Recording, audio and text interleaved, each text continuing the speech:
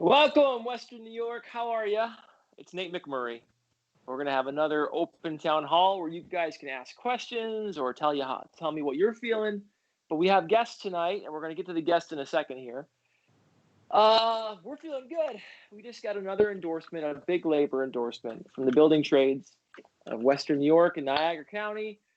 It's a big deal. My father was a member of the Painters Union, which is part of that conglomerate, and I'm grateful. And we also heard today that well, I'll save that one. There's another big endorsement coming up that I'm grateful for, but I'll wait till we have the formal announcement.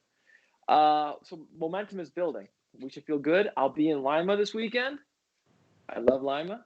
I'll be in, come here.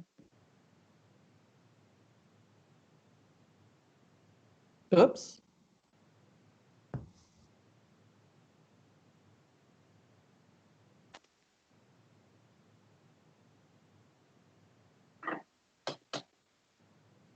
Lost him.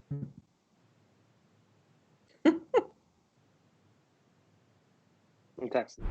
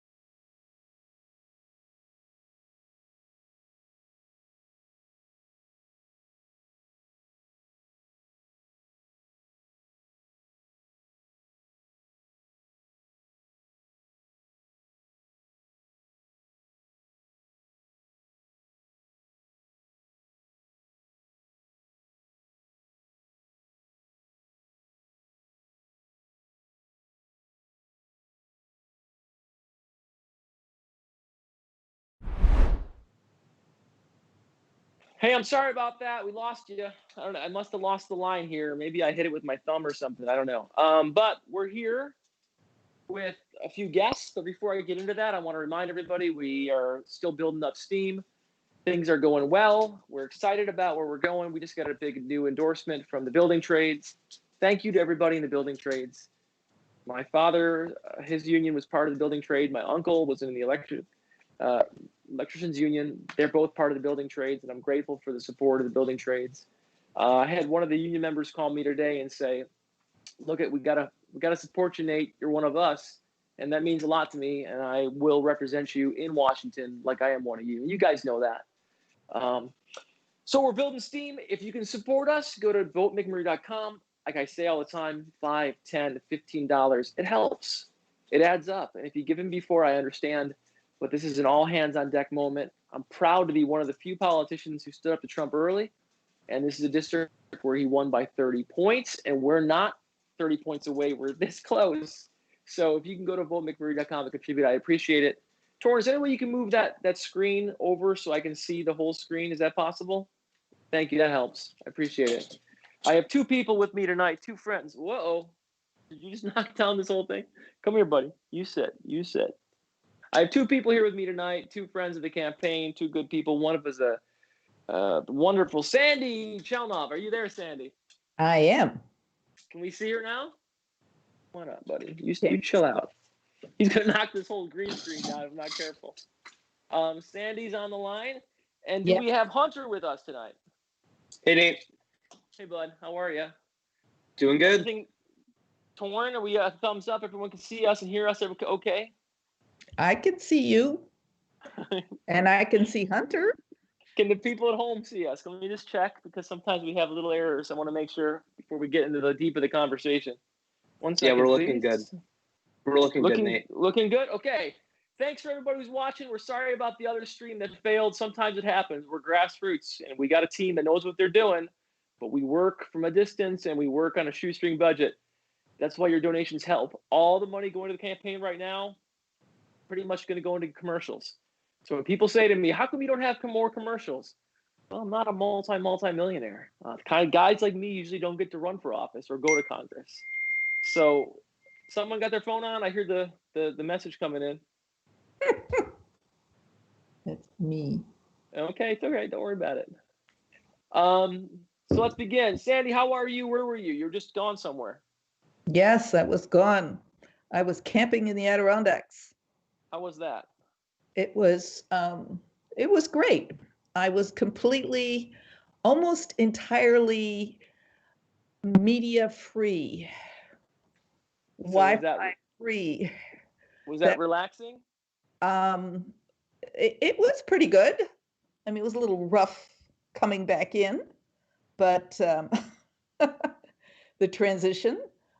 And the weather was a little. Well, I guess we got the tail end of the hurricane coming through. Do you remember what it was like before? Like some people, like Hunter, probably doesn't remember. He's so young. It wasn't that long ago where we didn't have our media with us all the time.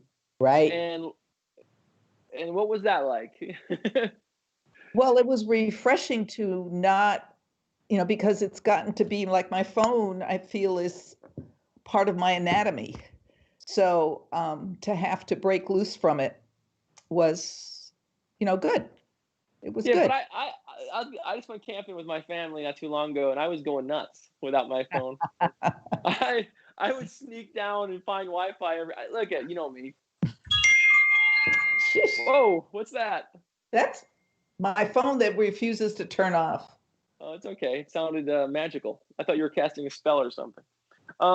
So Hunter, you have an announcement you want to make, right? What's something that's coming up for us? Yeah, so we have a big weekend. I know you will be over in Livingston County on Sunday, but then right kind of in the middle of there, we have our first weekend of action, day of action, that is, with Persist Brooklyn from 2 to 4.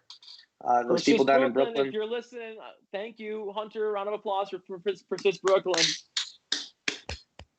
Love you guys. Yeah, we had a great planning meeting for that event today. We're going to have people on the phones with us, people texting, starting our texting program back up and getting everybody set up with their vote plan. And yeah, it's going to be a great event. So my daughter signed up from Queens. Your daughter lives in Queens? I didn't know that. Huh? Your daughter lives in Queens? I didn't know that. Yes, I have a daughter who lives in Queens. Yep. She's been. Wow. Thank you to Sandy's daughter. What's your daughter? Oh, you probably don't want to say. Tanya. Thank you to Tanya. Oh, good name too. Hi, Tanya. Thank you for doing that. And I want to say to the folks at Persist Brooklyn, you've been a huge support to us. We're grateful. And your efforts help combine with the efforts of our team here, and it makes a huge difference. Phone call. How did we come so close the last 2 elections? Grassroots. Phone calls and texts. Yeah. Phone calls and texts. If you guys can't give money, everybody that has the technology to listen to this has the technology to do phone calls and texts. You stay here, buddy, because I'm afraid he's going to knock down my green screen back there. Hunter, one more pitch for phone calls and texts. Go ahead. You can sign up right now if you want to make phone calls tomorrow. If you go to Mobilize, that's mobilize.us/McMurray for Congress. You can sign up for our phone bank. We're running that every single day. You can also email me at hunter@votemcmurray.com to get set up. And we're way behind on calls, guys. I don't want to say that to scare people, but we're really behind. It's really plummeted because a lot of people are making calls for other candidates, including Joe Biden, which is important. I want Joe Biden to win more than I want to win. That's the truth. I want Joe Biden to win more than I want to win. Because if he doesn't win, if I win, I think I can make a huge difference for Western New York and for the country, but for Western New York. But if Trump wins, I'm worried about the future.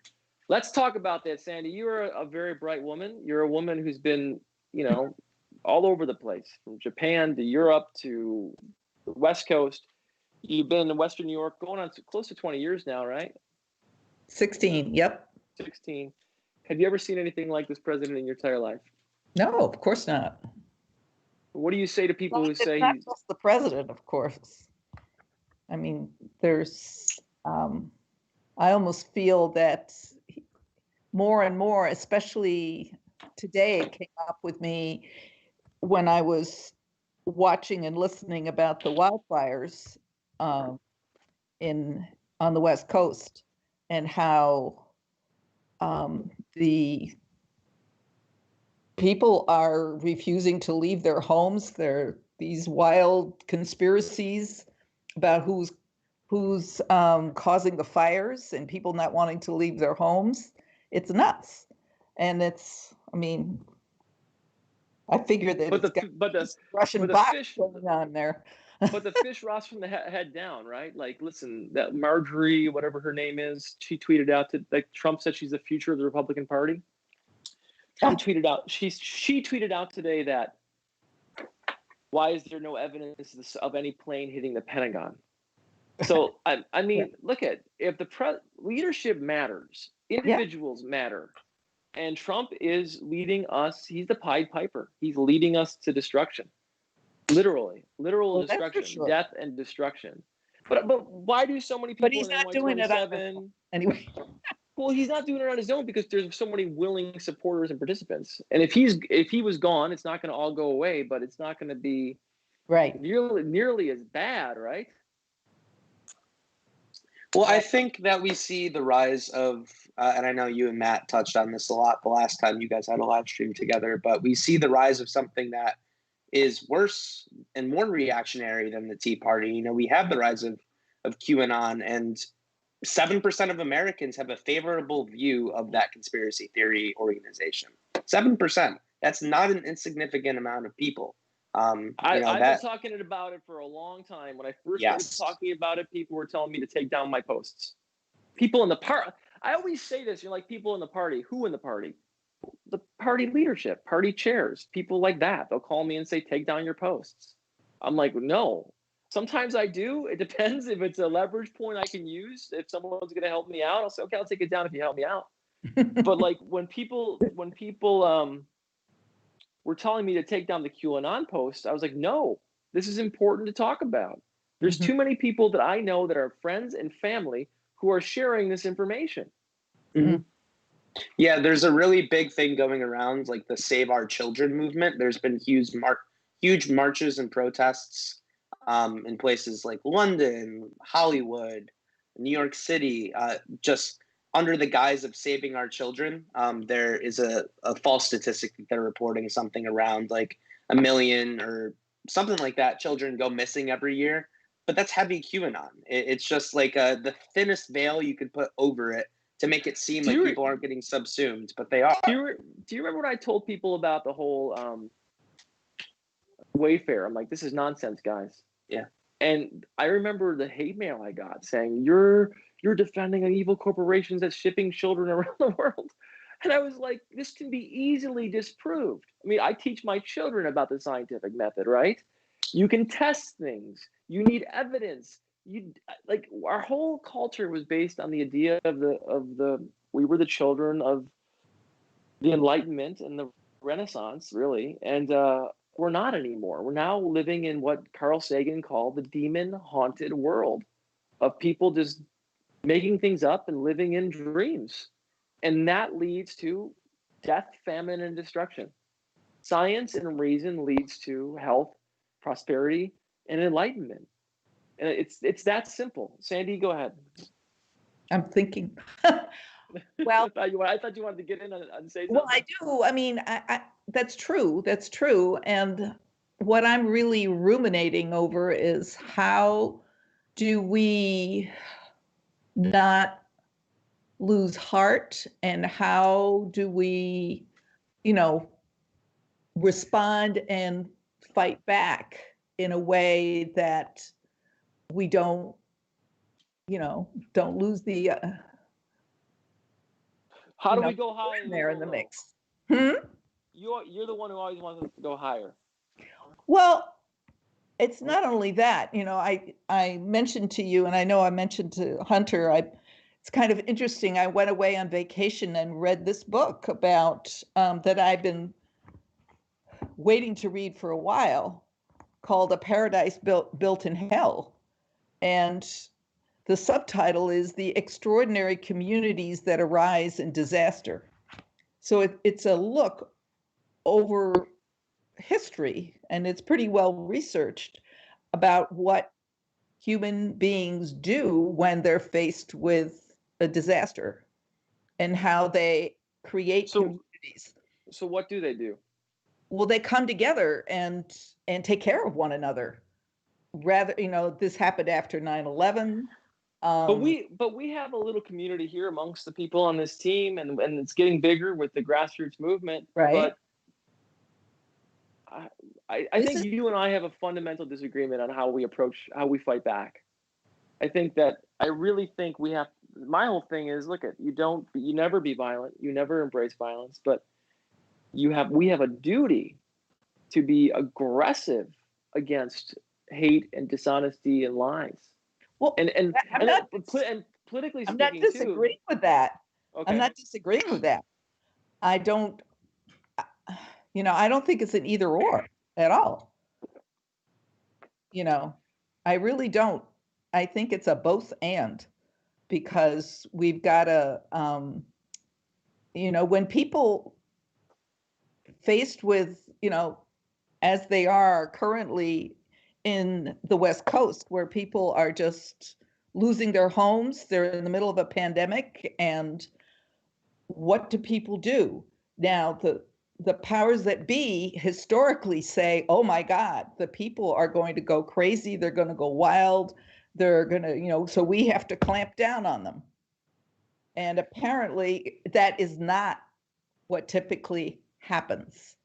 Well, I definitely think there's always this. Okay, let's back up. We got to talk about today. Today's 9/11, right? Right. So let's share you just mentioned the communities that formed after 9/11. Right. And there was, Hunter, you don't even remember 9/11. How old were you at 9/11? I was 3. So I'll just tell you where was I at 9/11 story. I was going to UB, sitting with my beautiful bride, my young bride, and watching the morning news, getting ready for school. And plane hit. And I looked at her and I said, we're not going anywhere. It was unusual. Even though the press was like, we're not sure whether this could be an accident. I was like, no, that's crazy. And I am not claiming any prescience. I say this story all the time because even some schlub like me was, I wasn't in the intelligence agencies. I looked at my wife and I said, this is Osama bin Laden. Because I had been following the news. I knew what happened in Africa. That's what's amazing. I say that because there's no way Bush and these people did not know what was happening. Just like today, all the intelligence agencies know. If there was a terrorist attack today, my first assumption would be it's probably white supremacy. The same way we saw this building, the extremism building. So there was a coming together after 9/11 for sure. But I always say this because I remember talking to my Muslim friends at the time. There was also a burgeoning and blossoming of hate and Islamophobia that we're still dealing with to this day. Go ahead, talk about that. That didn't happen right away, though, did it? Really? It did. It did. I mean, right away there was rallying cries. I remember going to church the next Sunday, and like that Sunday, I remember everyone in the room saying it's time to go to war. And my uncle, let me say one more thing, and I'll hear you to Hunter. And my uncle is a writer and a poet, and he did a poem about the young men raging to war. He's a very bright guy. He's the Peter Sidlecki. He's the long-term dean of the English department at Daemen College. And he was on NPR and he read this poem, and I remember how it sank with me because part of me also wanted to go to war and rage. And I think there was a rush to reaction. And the fact that we still have young men and women in Iraq and Afghanistan today, and that just a few years ago, Trump was calling for a Muslim ban, we're not honest about the full legacy of 9/11. Go ahead, Hunter.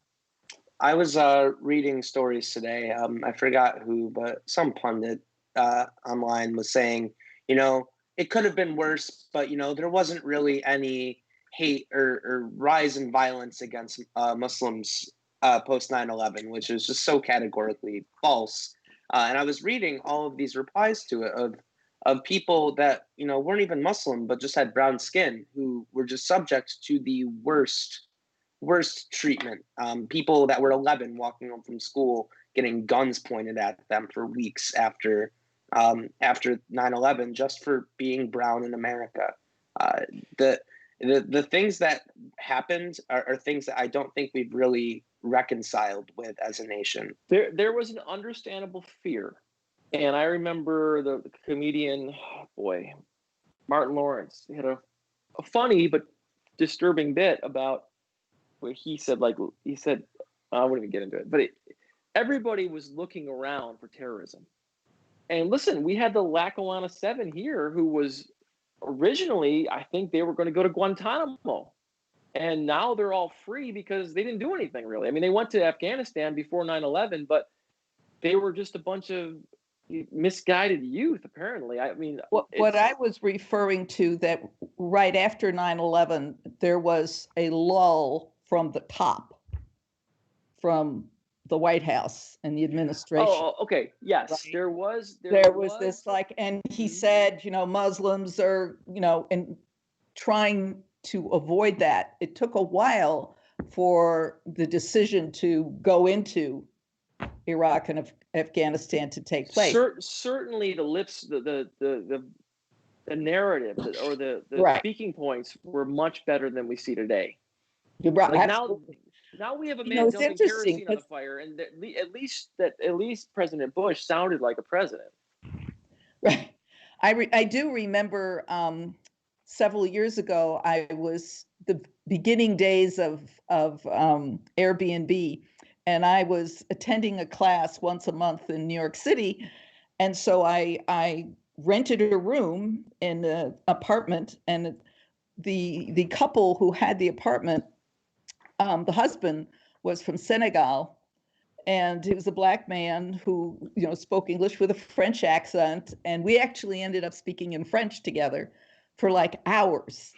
And he told me what it was like, because he came to the US as a student before 9/11, and he described to me what it was like to be here before 9/11 and how everything changed after 9/11 for him. I mean, it was pretty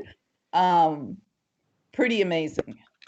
Well, I was in law school in San Francisco, and I bet that's a very progressive liberal place. We all know it.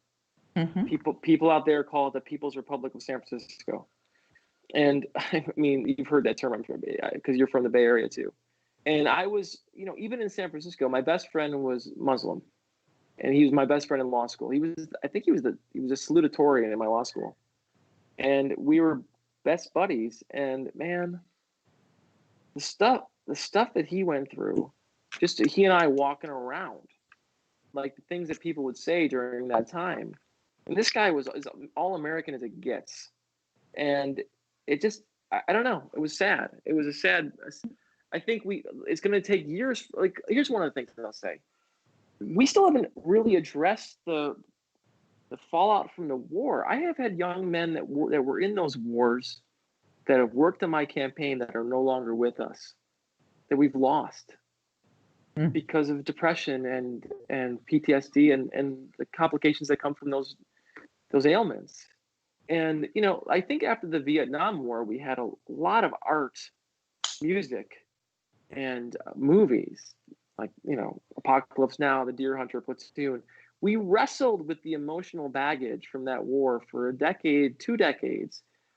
We really haven't yet with those wars, or the fallout from 9/11. And, let's not even talk about the amount of money we've lost, right, as a nation. I mean, every single school in America could be rebuilt times 5 for the cost of funding Halliburton projects that failed in Afghanistan and Iraq. And Right. not even to mention the loss of life of civilians in Iraq and Afghanistan as well. Over 1 million have died just across the board as a result of this war. We don't know, because in the words of our generals that were there, we don't count. Yeah. We don't count. And these are hard things to talk about, because we honor the We service are. of the soldiers that went. God bless them. I didn't go. I had an opportunity to go. I was in the JAG internship program in Germany, and I was there for, it was one of the best experiences I ever had. And all the captains I served with, they were great people.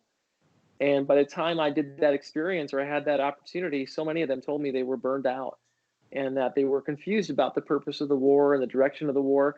And if I walk down the street today and I knock down every single house in this street and ask them, why are we still in Afghanistan or Iraq? Could anybody really tell us?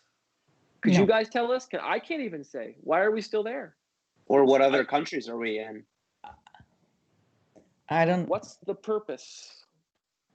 What's Right. the long-term I mean, goal? Who are we helping? Or the fear of what happens if we pull out. I don't know. You know, it's kind of like having your finger in the dike.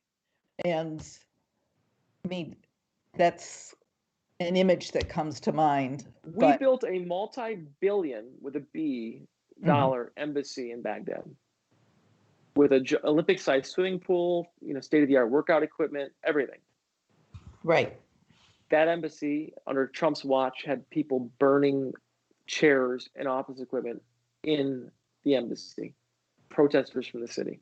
If he wants to talk about chaos and he wants to talk about violence, he can't even keep our embassy safe. I mean, it's really a joke.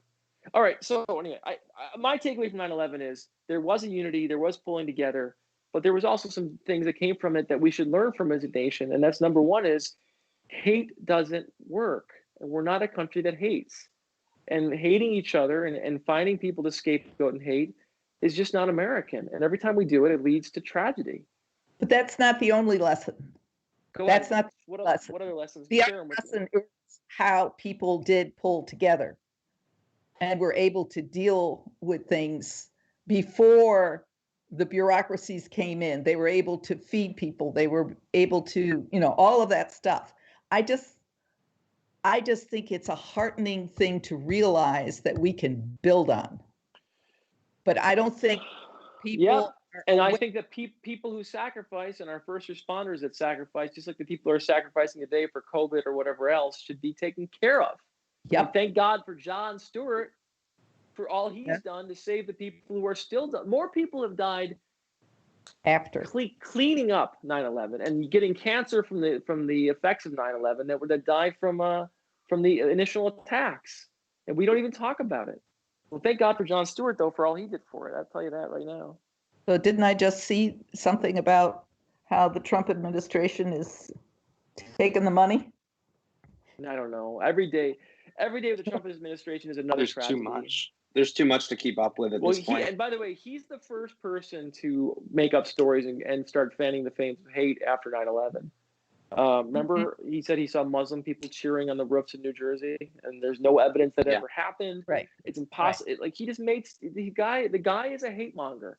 He's a fear monger and a hate monger. And let's talk about the most current news. If this man, listen, if you're still with this man after he lied to you, he did what the conspiracies are supposed to make us afraid of. He lied. And he knew that you and your family may get sick and die and maybe suffering from consequences from the rest of your life.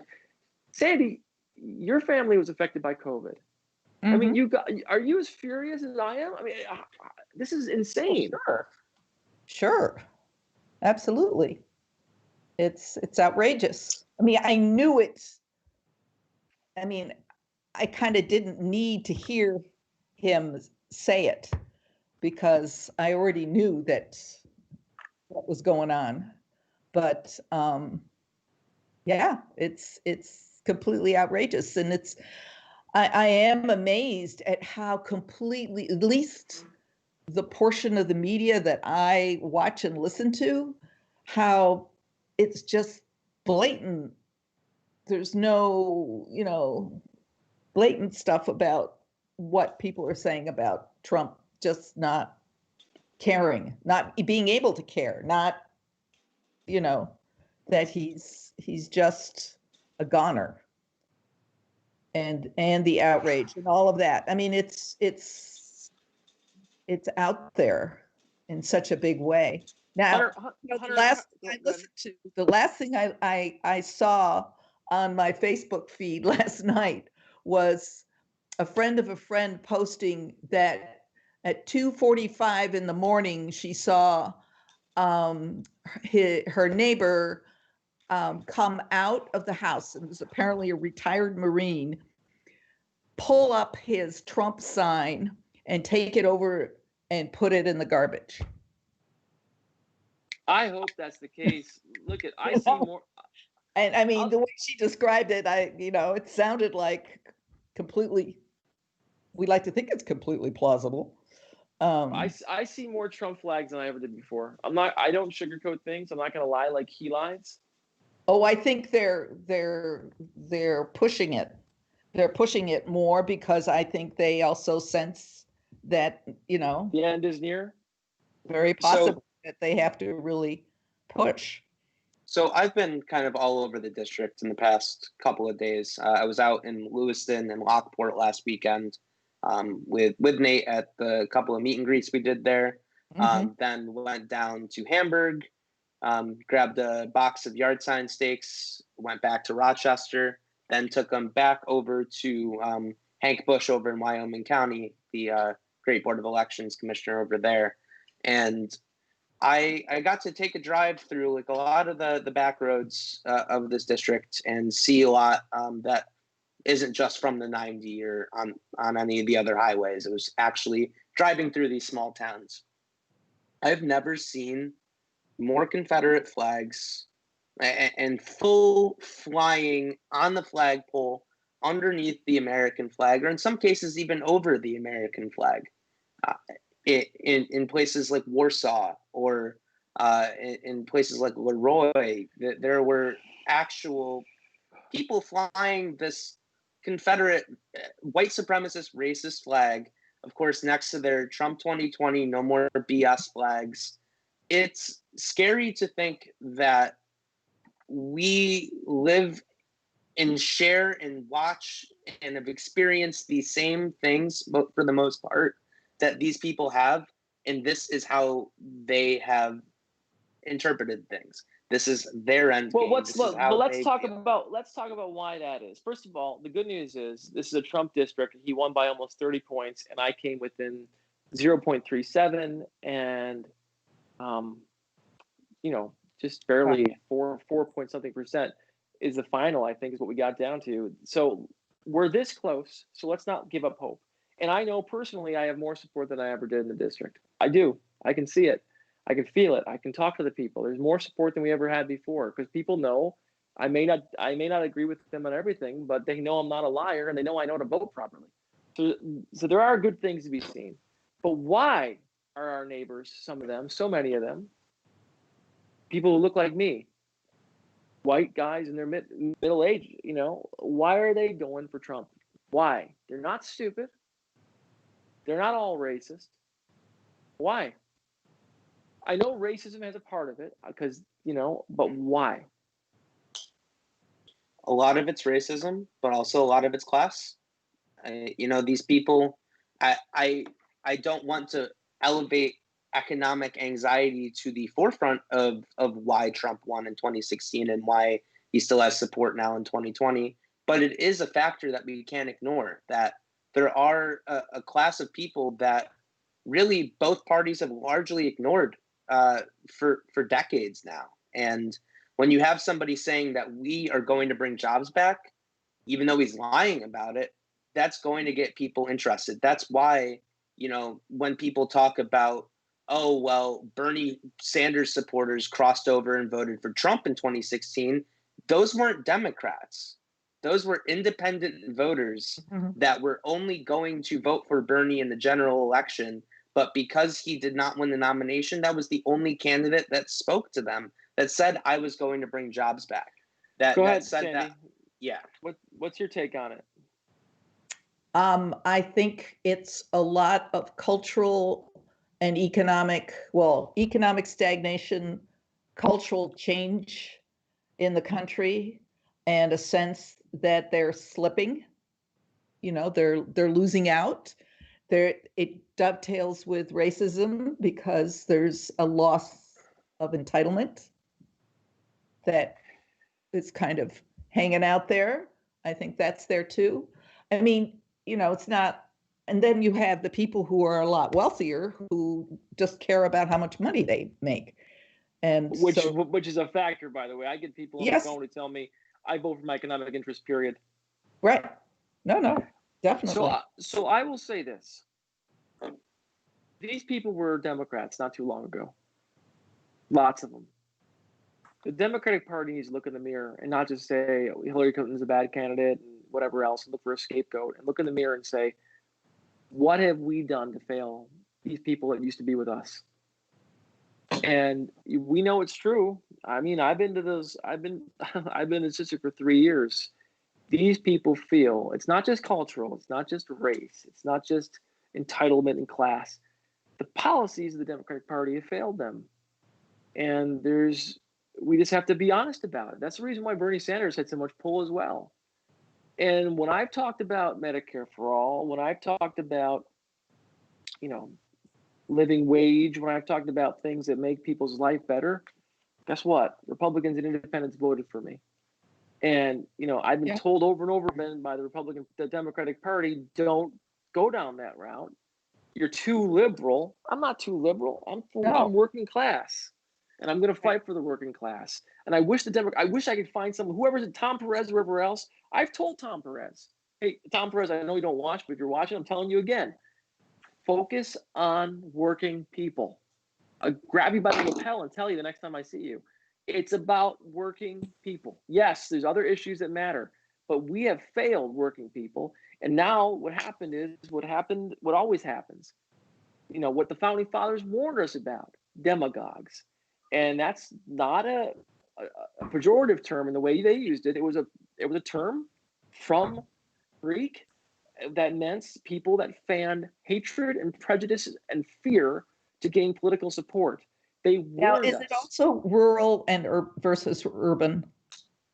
I think there's always that element, but even back when Bobby Kennedy toured up here, he said these places are forgotten.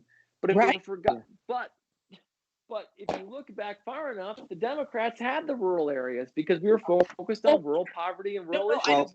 I mean that the Democrats left the rural areas behind. I'm not saying it's listen, 100%. They also did it with gerrymandering because they wanted to create safe seats for Democrats. If you look at look at upstate New York, it is a joke, and the Democrats have just as much to blame as the Republicans. Mm-hmm. When you create districts where you can't lose, that means you create blue seats around cities.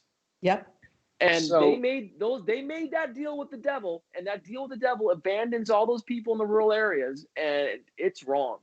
Mm-hmm. Got it. Somebody in the comments here over on Periscope had said something along the lines of, we think that Trump supporters are too far gone.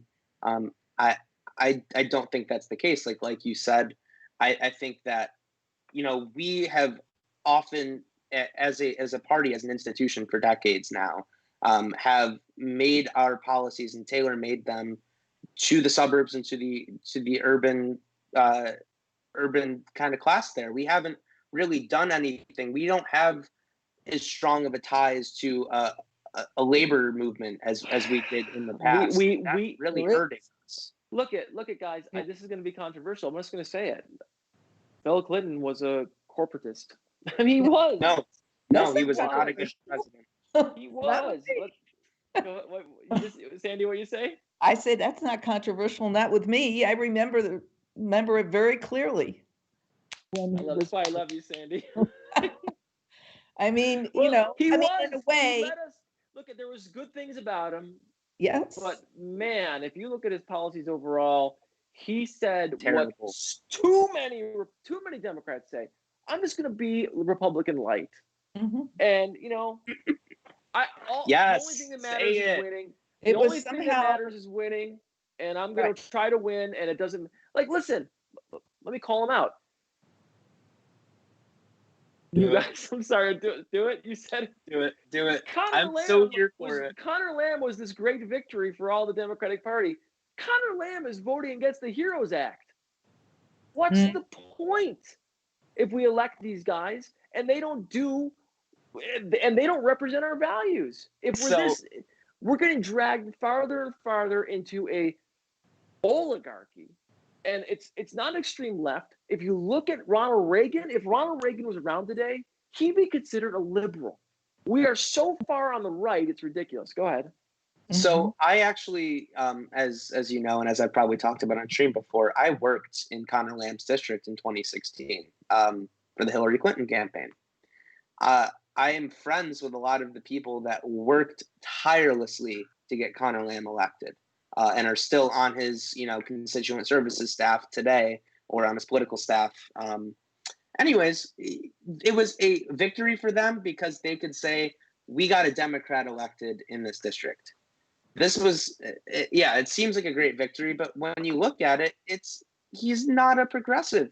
What's the point of electing a Democrat? Every time I look at his voting record, and the only reason I look at it is because people will share it with me, and they're like, you should be more like this. And I'm like, no, I'd rather not be in Congress if I got to be someone who has to pretend or fake what I believe. What I believe is every single American, just like every other developed country, should have health care, period. End of story. The Democratic Party doesn't believe in that. Yeah, I know. That's the problem. I believe that every single I believe that we have to treat climate change like the international emergency and the global emergency that it is, and be all hands on deck to fight climate change. I'm 100%. No ifs, ands, or buts. No qualifiers about it. Go ahead, Sandy. I'm sorry. Agree. I agree. That's why we work together. I believe. What else do I believe? Man, lots. You guys know. But my basic thing is I believe that working people should have a future in this country, and I think the wealth gap is just too big. If you look at my race, for example, if I had Chris Jacobs' money, it wouldn't even be close. The fact that we're working together, me, you, Hunter, and people across, Cindy, Linda, these people are working their butts off from home. And he can just sweep in and buy commercials and say things about me that are not true. And it's aggravating as heck. But look, we can only deal with the hand that's been dealt. And the hand that's been dealt is I'm a working class guy from a working class background, working with people from the middle class and from lower class, trying to change the district. And we just got to do our best. And hopefully I get to Congress and I'll do campaign finance reform and we'll change things. It's all I can hope for. Right. Sandy, anything you want to get off your chest? Go ahead. Let me have it. Who are we talking to? Both of us. I mean, Sandy first. Here, Well, I want to say something to Sandy. Sandy, you have been a friend to me for 3 years. When you come to my office in the past, and you were just one of the extra volunteers and just one of the people we liked, I still liked you. Over the last year and a half, and especially since COVID, I've got to even appreciate you more. You are, I don't know. I mean, there's nothing I can say to really make you understand how much we appreciate you and how much you've meant to this campaign and how much you mean to Western New York. And I think every one of my staff, even the ones who stayed with you and been to your beautiful house, I mean, we love you. We really do. I've still got a toothbrush there. I'll be over shortly. Hunter, you want to back me up on these comments? Of course. There is nobody like you, Sandy. Nobody. Cindy's saying in the comments, Sandy's the bomb. I agree. And so are you, Cindy. So are you. We love I'm not seeing them. I'm not seeing them either. The thing I was bringing up before, because you immediately said, "Oh, you want to go high," and and you're juxtaposing things, and it's not even that. What I found, reading my vacation reading, which was who takes a book called A Paradise Built in Hell on vacation, right? I mean, the other one I read was Twilight of Democracy. Oh, I read it too. Yes, Oh by my Anne God. Applebaum. I've been Yes. telling everyone to read it about Hungary and Poland and the United States. It's that one that she's a conservative, by the way. Right. She's a Thatcherite. Well, And that one sent a chill down my spine. Keep going. I'm listening. I'm sorry. well, yeah, but I mean, you could see, the Lincoln Project vein there. I mean, that's where she would fall, right? Pretty Yes. much. So, Yes. but this book speaks to the possibilities we have as human beings. I mean, it's actually very optimistic in the potential we have in face of great adversity, and how people who go through these horrific times talk about how they end up feeling this great joy with how they are with other human beings. So I'm just saying, let's not lose that part of it, because we've got to hold on to that in our core as we fight. No, Sandy, listen, we always do. And listen, we have to be the models we should look up to are people like Nelson Mandela and people like Martin Luther King and Mahatma Gandhi. I mean, these are the people but I'm not one of those people. I'm not that good. And I wish I was. And I appreciate you driving me to become a better and better person. I'm flawed. And I think that, go ahead. But if you were faced with a tragedy, like in the middle of a hurricane or whatever, I know what you would do. You would be working and pulling people together. I do believe, I hope so. And I know you would. I think so. I know you would for sure. And I know that the people that I try to surround myself with are like you guys, are like people who care for other people and believe. Listen, I say that every time I do one of these shows now, service is what makes people happy. Service. Yes. If you really hate somebody, do something kind for them. Because suddenly you'll start to see things a little bit through their eyes. Mm-hmm. If you have a neighbor who's a Trumper, do something nice for him. I'm telling you, you'll start to like him more or her more. And I really believe that service is the key to happiness. Let me tell you the story.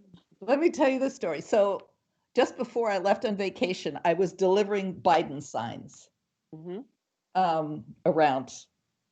The ECDC gave me a bunch of Biden signs. So I went off and there was one out on 20A outside of East Aurora, and I had to go round and around 3 times. Finally, I found the place, get out of my car with my Biden sign and my Nate McMurray t-shirt on, mind you. And this guy looks at me with a big frown on his face, big frown. And I just sort of go, Shirley, I had a name of, I had the sheet and it had a name of this woman, Shirley something or other. I said, I'm looking for Shirley something or other. Really? I said, yeah. Yes. So he kind of stays frowning, slams the door as he goes into the house, comes out with this woman behind him, and she's like coming out at me like a bulldog and saying, whoa, Biden sign. I don't want to, who's going to give me, I don't want no Biden sign. That guy's crazy. I mean, really, she just starts ranting. And I just looked at her and said, oh, are you Shirley so-and-so? And she says, yes. I said, well, I don't know. Somebody put you down for a Biden sign. I don't know. And she just her demeanor just completely changed, both of them. And I said, okay. I could have said lots of things to her, like, you think Biden's crazy? Or whatever. Didn't go there. And all of a sudden they were like, oh, you got to turn around. Don't back up into the street. It's too dangerous, et cetera, et cetera. And then she said to me, hey, lady, I'm really sorry to put you through that. I love you, man. I really do. I do. And I was like, you're wow, a good person. That was a trip. But Sandy, let me say to you, like, okay, look at this. You and I. The reason why I get defensive is you and I go back and forth on this all the time, and I hate to have this public discussion like this, but I guess maybe it's beneficial to the whole world to listen to. Good. My passion drives me, and a little bit of an edge and that fighting spirit. It's who I am. Mm-hmm. You know, like that's what gets me up in the morning is that little bit of edge. Mm-hmm. So like, and you know, I don't want to lose that edge, but you also know that my real default position is I want to, you know, I'm the guy who wants to buy everyone pizza and just spend the whole night chatting. You know, I don't want to fight anybody, but part of me feels I have to fight, and that's what keeps me going. How do you balance that yin and that yang? Yes. Like I know, Yeah. first of all, I'm grateful that you always try to make me more yang than yin, but No. More yin. A little more yes. yin. Yes, I'm I sorry. think more yang. So whatever. Go ahead, tell me. I told you about the Shambhala warrior. Yes. That was Yes. about the balance, and I totally believe in being warriors. They're just Justice warriors. different Decent. kinds of Yeah. warriors, you know? Yeah. Well, one of the things I'm learning is like some of the techniques that may have been useful to me in my business career, or just as a kid growing up. It's hard to change those, but sometimes you need to change those because you need to become a better person. You need to evolve, and even if those things are effective, and maybe in the business world or maybe in the, I don't know, in the playing sandlot football or something, you need to evolve, and I'm working on it, Sandy. Be patient with me. I'm working on it. No, it's okay. It's fine. I don't want to disappoint you. No. This It's guy over here, believe Hunter's me, a real maniac. you've got to Yeah, I'm crazy. there. No, listen. It's hard though when someone like I'll be out there doing something. One time a guy threw a big golf at me, and What you flavor? know, it was cola, but he whipped it at my shoulder, and I was like, it just exploded. And you can imagine. Did you ever see the Kill Bill movies, Hunter? Yes. That noise, Yeah. that was going off in my head, and I thought, all these people are watching me. If I lose my temper with this idiot, how will that reflect to these kids, my kids, and other people here? And I barely held on. I'm not going to lie. And you, by the way, I've seen Biden. Remember Biden called that man fat? And remember, like not that long Challenge ago, him to a push-up contest. Yeah. yeah, I mean, Biden loses his temper too. It's one of the hardest things about being a politician is you are poked, and you're poked in ways that people know will trigger you. Right. And getting to that shambolic, what's that warrior? Shambhala warrior. Yeah. Shambhala, sorry, not shambolic. Shambhala warrior moment is hard, but I'm working on it, Sandy. I am. I'm trying. Hey, we're all working on it in different ways. Well, just hearing your voice helps, and I thank you to everyone who's watching. I'm gonna cut it off unless you guys. I gotta go watch it. I told my little boy he's got to get up for school. Oh, no, tomorrow's Saturday, but he's got to get up anyway. And the Raptors Game 7's on tonight. I told him I go watch it. Okay. Are you good, everybody? Anything else to add? Oh, help Hunter with the calls, please. The guy's killing himself. Help Hunter with the calls. If you can donate, anyone who's donated tonight, thank you. I'm not looking at the feed because I'm talking to these guys on the phone. But so I don't know who's donated. If you donated, I'm grateful. We're all grateful. This is real. This is sincere. This is grassroots. This is us putting our lives on hold. Listen, I'll be honest. Danny, I'm going to say it. I see these judges that are like, did you see again this judge, this prosecutor, she resigned again today, another prosecutor, because she felt political pressure to put out a report before the election. Did you see that? Yes. Yep.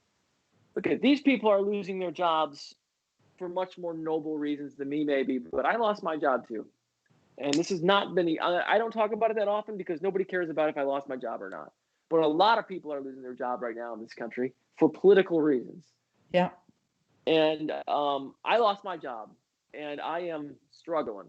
My family's struggling, and I've not been easy. It's been probably the hardest 6 months of my adult life. And